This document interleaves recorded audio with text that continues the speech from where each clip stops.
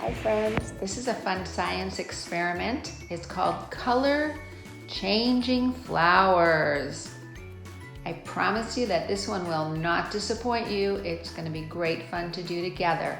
A good scientist observes change, and this one will take some time as you watch change take place. All you'll need is some white carnations. Those are white flowers. Trim down the stems so they fit in even a plastic or glass container.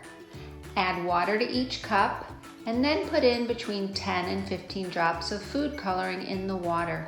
Stir the coloring around.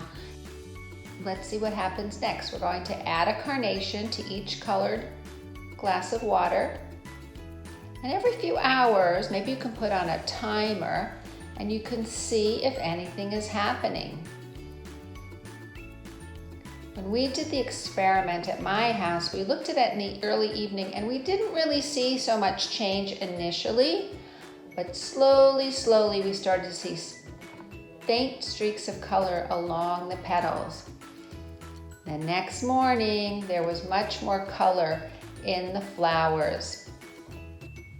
I hope you like doing this experiment. It'll be fun to watch the change, and you can do it again and again. You can try it with different numbers of drops in the water.